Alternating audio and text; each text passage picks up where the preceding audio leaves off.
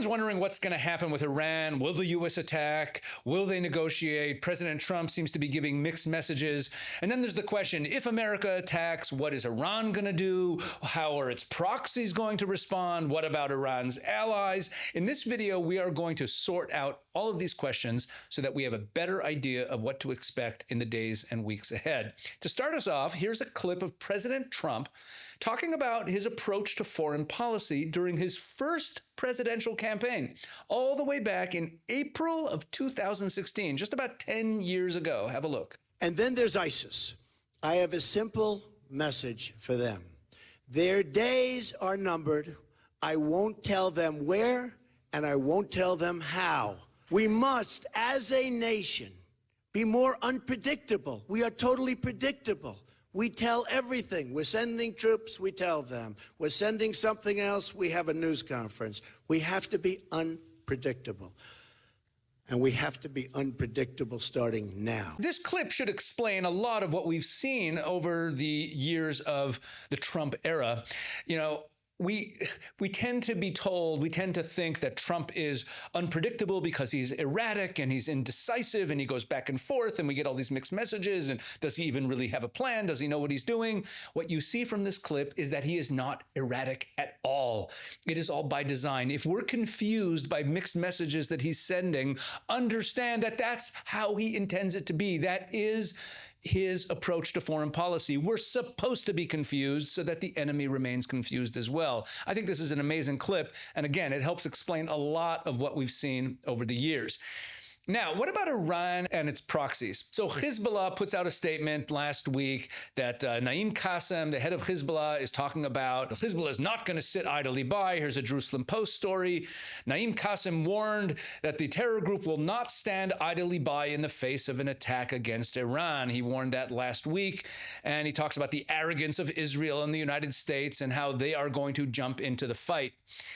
Now, let's recall that in June, during the 12-day war, Hezbollah did not lift a finger. I made a video about this at the time. Right after the 12-day war, I made a video where I talked about a number of non-events, a number of things that did not happen in the 12-day war that were of great significance. You see, often in the news, something that doesn't happen is as important or more important than an event that happens. The problem is that the things that don't happen don't get noticed because they didn't happen.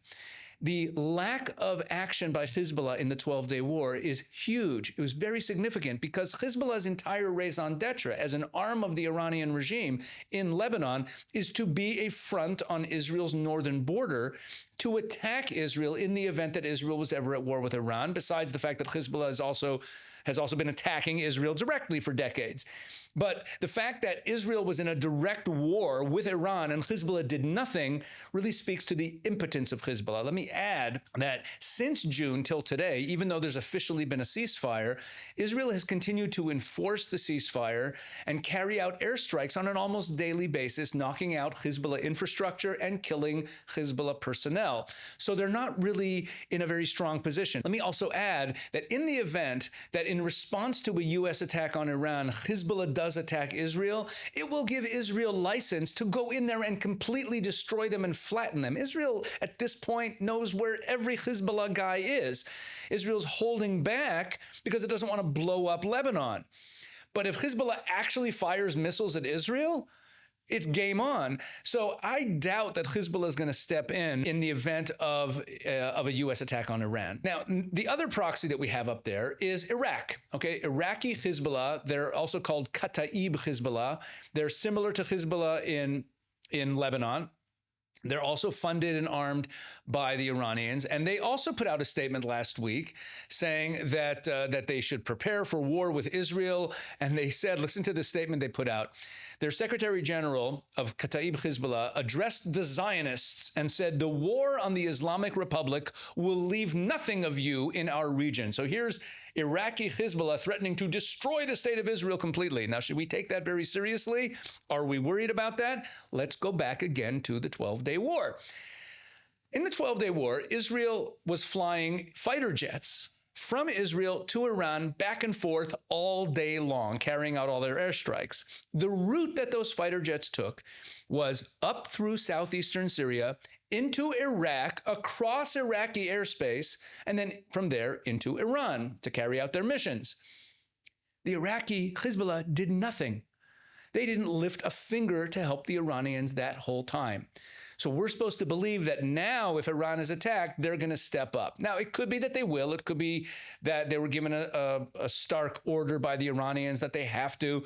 Or it could be that with the Iranian regime on the verge of collapse, they will attack out of desperation.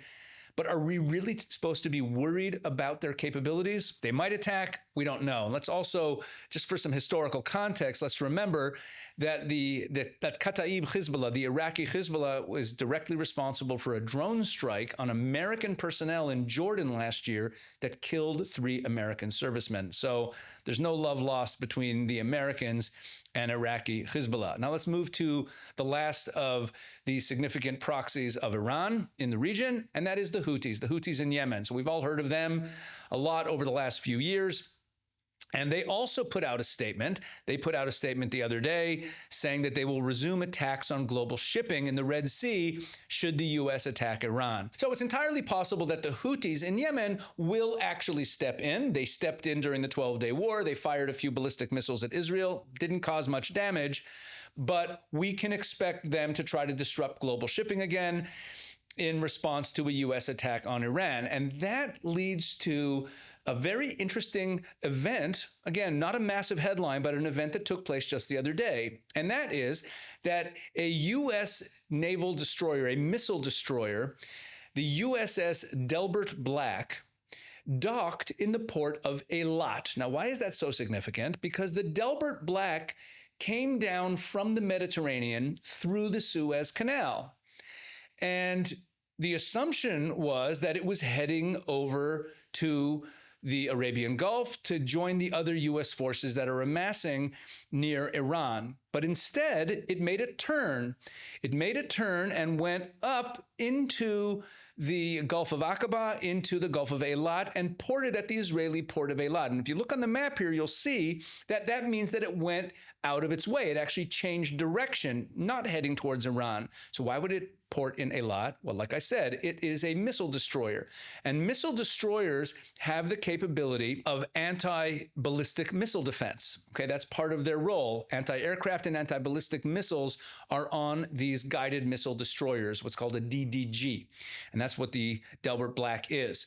So if you look at the map and you see where Eilat is and where Yemen is, where the Houthis are, it makes sense that the Delbert Black guided missile destroyer is ported at Eilat to provide missile defense against a potential attack from the Houthis aimed at Israel, because that's the route that those missiles would take. So you see here some preparations to deal with the proxies. Now let's talk about Iran's actual allies. The 2 main allies that Iran has in the world are China, the Chinese Communist Party, and the Russians. And if you go back again to the 12-day war in June, there was a lot of chatter by people who were predicting all sorts of doomsday predictions. I remember Tucker Carlson saying exactly what I'm about to say, that China and Russia are going to join a war if there's a war between the U.S. and Iran. And of course, China and Russia did not join the war. They didn't join it against Israel. They didn't join it against the U.S. They did not lift a finger to help the Iranians, another non-event that was very, very important. And it was so important because both China and Russia actually had signed strategic agreements, strategic alliance agreements with the Iranian regime. China signed a 25-year comprehensive strategic partnership with the Iranian regime in March of 2021. Okay, China and Iran signed this agreement then. And this agreement is supposed to cover everything. And that's what led to the massive amounts of oil that China is buying from the Iranians. China buys about 90% of the oil that Iran produces, and they also provide them a lot of defense systems. But when it came to the 12-day war, the Chinese sat it out. Not only did they sit it out, but when the Iranians tried to close the Straits of Hormuz to block global shipping during the 12-day war, the Chinese forced the Iranians to reopen it. Not only did they not help the Iranians, they undermined them.